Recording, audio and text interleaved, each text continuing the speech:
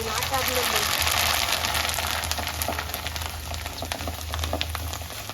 Friends, welcome back to my YouTube channel. Friends, ಎಲ್ಲರೂ ಹೇಗಿದ್ದೀರಾ? ಹೋಗಿ ನೀವೆಲ್ಲ ಚೆನ್ನಾಗಿದ್ದೀರಾ ಅಂತ ಅನ್ಕೊಂಡಿದ್ದೀನಿ.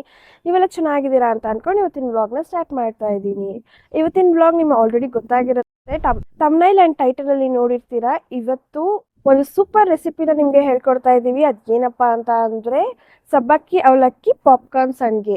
ಇವತ್ತು ನಮ್ಮಮ್ಮ ನಿಮ್ಗೆ ಎಲ್ರಿಗೂ ಸಬ್ಬಕ್ಕಿ ಅವಲಕ್ಕಿ ಪಾಪ್ಕಾರ್ನ್ ಸಂಡಿಗೆ ಅಂದರೆ ಕ್ರಿಸ್ಪಿ ಟೇಸ್ಟಿ ಸ್ನ್ಯಾಕ್ ರೆಸಿಪಿನ ನಿಮ್ಗೆ ಎಲ್ರಿಗೂ ಇವತ್ತು ತೋರಿಸ್ಕೊಡ್ತಾ ಇದ್ದಾರೆ. ಸಿಂಪಲ್ ಆಗಿ ಕ್ರಿಸ್ಪಿ ಟೇಸ್ಟಿ ಸ್ನ್ಯಾಕ್ ರೆಸಿಪಿನ ನಮ್ಮೆಲ್ರಿಗೂ ಇವತ್ತು ತಿಳಿಸ್ಕೊಡ್ತಾ ಇದ್ದಾರೆ. ಬನ್ನಿ ತಿಳ್ಕೊಳ್ಳೋಣ. ಆ್ಯಂಡ್ ಗೈಸ್, ಇದು ತುಂಬಾ ಸಿಂಪಲ್ ರೆಸಿಪಿ. ಮನೇಲಿರೋ ಸಿಂಪಲ್ ಇಂಗ್ರೀಡಿಯೆಂಟ್ಸ್ ಇಂದಾನೆ ಈ ಒಂದು ರೆಸಿಪಿನ ಮಾಡಬಹುದು. ನೀವು ಕೂಡ ಟ್ರೈ ಮಾಡಬೇಕು ಅಂತ ಅಂದರೆ ಈ ವಿಡಿಯೋನ ಫುಲ್ ಆಗಿ ನೋಡಿ ಸ್ಟೆಪ್ ಬೈ ಸ್ಟೆಪ್ ಫಾಲೋ ಮಾಡಿ. ಹಾಗೆ ಫ್ರೆಂಡ್ಸ್, ಇವತ್ತಿನ ಈ ವಿಡಿಯೋ ನಿಮ್ಗೆ ಯಾರಿಗೂ ಇಷ್ಟ ಆಗಿದ್ದಲ್ಲಿ ವಿಡಿಯೋಗೆ ಒಂದು ಲೈಕ್ ಮಾಡಿ, ಫ್ಯಾಮಿಲಿ ಫ್ರೆಂಡ್ಸ್ಗೆ ವಿಡಿಯೋನ ಶೇರ್ ಮಾಡಿ. ನಮ್ಮ ಚಾನಲ್ನ ಸಬ್ಸ್ಕ್ರೈಬ್ ಮಾಡ್ಕೊಳ್ಳೋದನ್ನ ಮಾತ್ರ ಮರಿಬೇಡಿ ಅಂತ ಹೇಳ್ತಾ, ಹಾಗಿದ್ರೆ ಬನ್ನಿ ವಿಡಿಯೋ ಸ್ಟಾರ್ಟ್ ಮಾಡೋಣ. ನಮ್ಮ ಮಮ್ಮಿ ಏನೆಲ್ಲ ಇಂಗ್ರೀಡಿಯೆಂಟ್ಸ್ನ ಬಳಸಿ ಸಬ್ಬಕ್ಕಿ ಅವಲಕ್ಕಿ ಪಾಪ್ಕಾರ್ನ್ ಸಂಡಿಗೆ ಮಾಡ್ತಾರೆ ಅಂತ ನೋಡ್ಕೊಂಡು ಬರೋಣ ಬನ್ನಿ. ಸ್ನೇಹಿತರೆ, ಸಬ್ಬಕ್ಕಿ ಅವಲಕ್ಕಿ ಪಾಪ್ಕಾರ್ನ್ ಸಂಡಿಗೆ ಮಾಡೋದಕ್ಕೆ ಒಂದು ಅರ್ಧ ಬೌಲ್ ಸಬ್ಬಕ್ಕಿ ಮತ್ತು ಅರ್ಧ ಬೌಲ್ ಅವಲಕ್ಕಿನ ತೊಗೊಂಡಿದ್ದೀವಿ. ಇದು ದೊಡ್ಡ ಬಟ್ಲಾಗಿದ್ರಿಂದ ಅರ್ಧ ಬಟ್ಲು ತೊಗೊಂಡಿದ್ದೀವಿ. ಪುಟ್ ಬಟ್ಲು ಬರುತ್ತಲ್ಲ, ಅದಾದರೆ ಒಂದೊಂದು ಕಪ್ ತೊಗೊಳ್ಳಿ. ಫ್ರೆಂಡ್ಸ್, ಇವಾಗ ಈ ಸಬ್ಬಕ್ಕಿನ ಮಿಕ್ಸಿ ಜಾರ್ಗೆ ಹಾಕಿ ಗ್ರೈಂಡ್ ಮಾಡ್ಕೊತಾ ಇದ್ದೀನಿ. ತರ್ತರಿಯಾಗಿ ಗ್ರೈಂಡ್ ಮಾಡ್ಕೋಬೇಕು. ಸೊ ಫ್ರೆಂಡ್ಸ್, ನೀವು ನೋಡ್ತಾ ಇರಬಹುದು, ಇವಾಗ ನಾವು ತರ್ತರಿಯಾಗಿ ಗ್ರೈಂಡ್ ಮಾಡ್ಕೊಂಡು ಬಂದಿದ್ದೀವಿ. ಈಗ ಈ ಸಬ್ಬಕ್ಕಿಲಿ ಮಾಡ್ಕೊಂಡಿರೋಂಥ ಪೌಡರ್ನ ಒಂದು ಕಪ್ಗೆ ಹಾಕೊತಾ ಇದ್ದೀನಿ. ನೆಕ್ಸ್ಟ್ ಇಂಗ್ರೀಡಿಯೆಂಟ್ ಏನಪ್ಪ ಅಂತ ಅಂದರೆ ಅವಲಕ್ಕಿನ ಅರ್ಧ ಬಟ್ಲು ತೊಗೊಂಡಿದ್ದೀನಿ. ಅರ್ಧ ಬಟ್ಲು ಅವಲಕ್ಕಿನ ಸ್ವಲ್ಪ ತೊಳ್ಕೊಬೇಕು. ಅಂದರೆ ಒಂದು 3-4 ಸಲ ಚೆನ್ನಾಗಿ ತೊಳ್ಕೊಳ್ಳಿ. ನಾನಿಲ್ಲಿ ಅರ್ಧ ಕಪ್ಪಿಗೆ ಮಾಡ್ಕೊತಾ ಇದ್ದೀನಿ. ಸ್ವಲ್ಪ ಕ್ವಾಂಟಿಟಿ ಮಾಡ್ಕೊತಾ ಇದ್ದೀನಿ. ನೀವು ಬೇಕಂದರೆ 1 ಕಪ್ ಅಥವಾ 2 ಕಪ್ ಈ ಥರ ಹೆಚ್ಚಿಗೆ ಕ್ವಾಂಟಿಟಿಲೂ ಸಹ ಮಾಡ್ಕೋಬೋದು.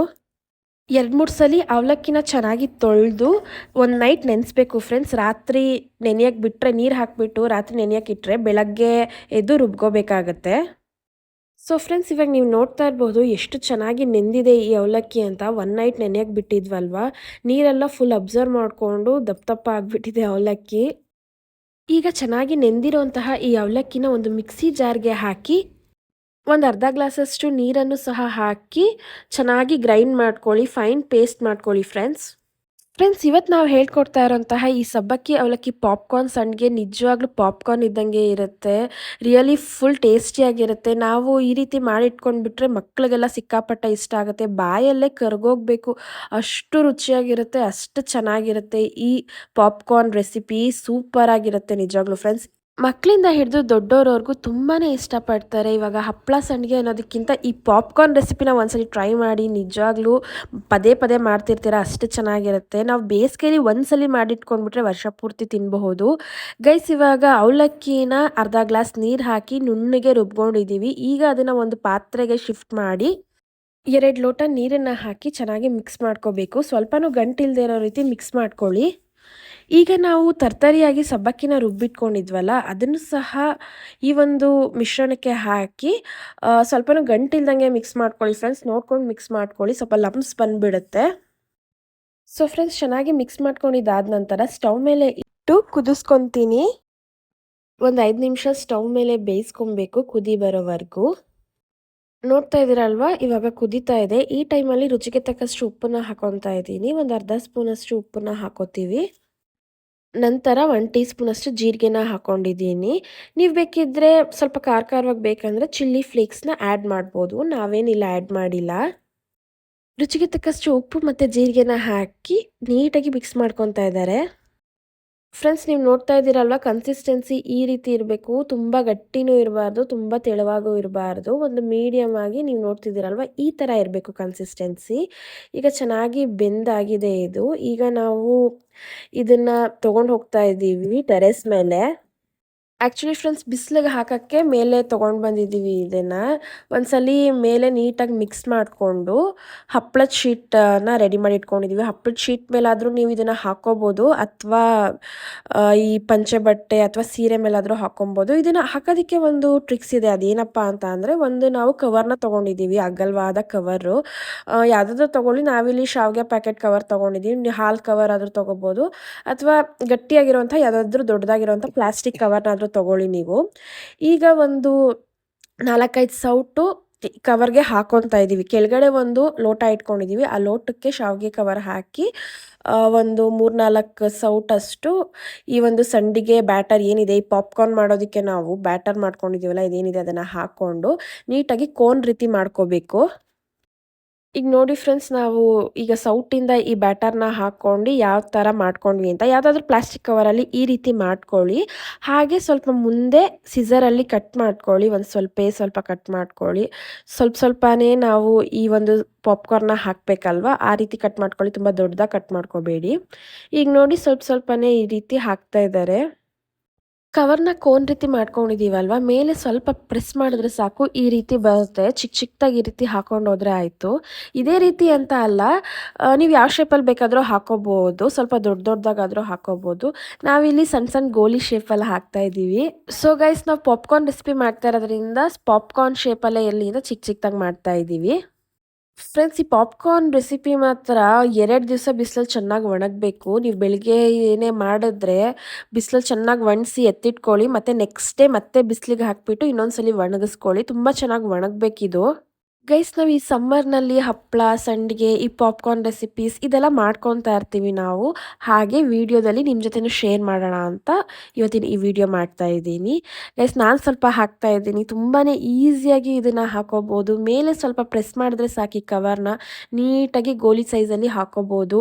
ಈ ಸೈಜಲ್ಲಿ ಹಾಕೊಂಡ್ರೆ ತಿನ್ನೋದಕ್ಕೆ ತುಂಬ ಚೆನ್ನಾಗಿರುತ್ತೆ.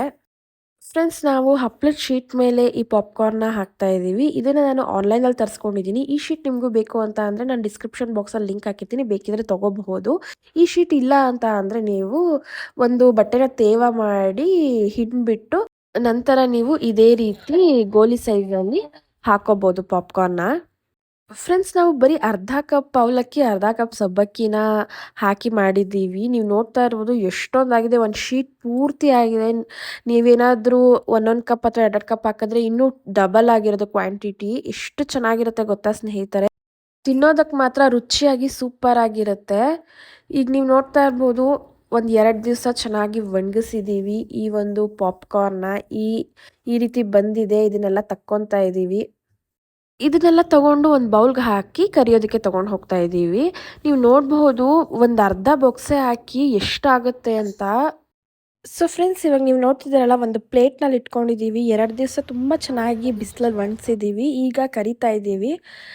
ಫ್ರೆಂಡ್ಸ್, ಇವಾಗ ಒಂದು ಬಾಣಲೆಯಲ್ಲಿ ಎಣ್ಣೆ ಬಿಸಿ ಮಾಡೋಕ್ಕೆ ಇಟ್ಕೊಂಡಿದ್ವಿ. ಬರೀ ಒಂದು ಅರ್ಧ ಬೊಕ್ಸೆ ಅಷ್ಟು ಈ ಪಾಪ್ಕಾರ್ನ್ ಹಾಕಿದಷ್ಟೇ ಎಷ್ಟು ಚೆನ್ನಾಗಿ ಹರಳ್ಕೊಂಡು ಬಂತು ನೋಡಿ.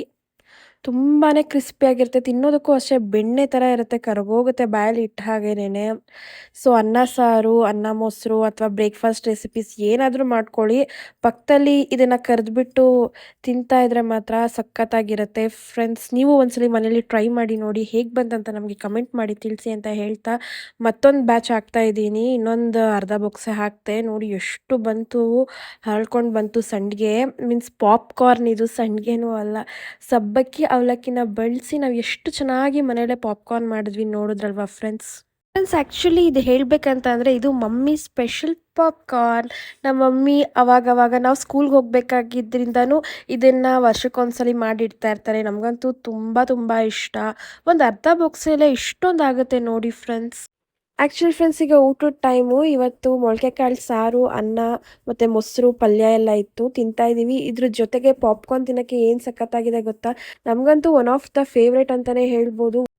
ಬರೀ ಅವಲಕ್ಕಿ ಸಬ್ಬಕ್ಕಿಯಿಂದ ಎಷ್ಟು ಚೆನ್ನಾಗಿ, ಎಷ್ಟು ಬೇಗ ಈಸಿಯಾಗಿ ನಮ್ಮ ಮಮ್ಮಿ ಎಷ್ಟು ಚೆನ್ನಾಗಿ, ಎಷ್ಟು ಬೇಗ, ಎಷ್ಟು ಈಸಿಯಾಗಿ ಪಾಪ್ಕಾರ್ನ್ ಸಂಡಿಗೆನ ಮಾಡಿ ತೋರಿಸೋದಲ್ವಾ ಸ್ನೇಹಿತರೆ. ತಿನ್ನೋದಕ್ಕಂತೂ ಬಹಳನೇ ರುಚಿಯಾಗಿದೆ, ತುಂಬಾ ಟೇಸ್ಟಿಯಾಗಿದೆ ಊಟದ ಜೊತೆ ತಿನ್ನೋಕ್ಕೆ.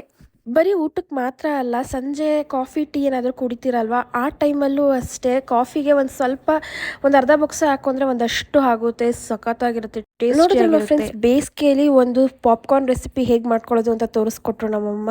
ನಾನು ಅದನ್ನು ಇವತ್ತಿನ ಈ ವಿಡಿಯೋದಲ್ಲಿ ನಿಮ್ಗೆಲ್ರಿಗೂ ತೋರಿಸಿದ್ದೀನಿ. ಇವತ್ತಿನ ಈ ವಿಡಿಯೋ ನಿಮ್ಗೆಲ್ರಿಗೂ ಇಷ್ಟ ಆಗಿದ್ದಲ್ಲಿ ವಿಡಿಯೋಗೆ ಒಂದು ಲೈಕ್ ಮಾಡಿ, ಫ್ಯಾಮಿಲಿ ಫ್ರೆಂಡ್ಸ್ಗೆ ವಿಡಿಯೋನ ಶೇರ್ ಮಾಡಿ. ಇನ್ನೂ ಯಾರೆಲ್ಲ ನಮ್ಮ ಚಾನಲ್ನ ಸಬ್ಸ್ಕ್ರೈಬ್ ಮಾಡ್ಕೊಳ್ದೆ ನೋಡ್ತಾ ಇದ್ದೀರಾ, ಹೊಸಬ್ರು ಯಾರಾದರೂ ನಮ್ಮ ಚಾನಲ್ನ ನೋಡ್ತಾ ಇದ್ದೀರಾ ಅಂತಂದರೆ ದಯವಿಟ್ಟು ನಮ್ಮ ಚಾನಲ್ನ ಸಬ್ಸ್ಕ್ರೈಬ್ ಮಾಡ್ಕೊಂಡು ನೋಡಿ ಅಂತ ಹೇಳ್ತಾ, ನೀವು ಒಂದ್ಸಲಿ ಸಬ್ಸ್ಕ್ರೈಬ್ ಆಗೋದ್ರಿಂದ ನಾವು ಹೊಸ ವೀಡಿಯೋಸ್ ಎಲ್ಲ ಅಪ್ಲೋಡ್ ಮಾಡ್ತಿರ್ತೀವಲ್ಲ, ಅದ್ರ ನೋಟಿಫಿಕೇಶನ್ಸ್ ಎಲ್ಲ ನಿಮಗೆ ಆವಾಗಲೇ ಬರುತ್ತೆ. ಆ ತಕ್ಷಣವೇ ನೀವು ಆ ವೀಡಿಯೋಸ್ನೆಲ್ಲ ನೋಡ್ಬೋದು ಅಂತ ಹೇಳ್ತಾ, ಈ ವಿಡಿಯೋ ಪೂರ್ತಿಯಾಗಿ ನೋಡಿದ್ದಕ್ಕಾಗಿ thank you so much. Bye bye.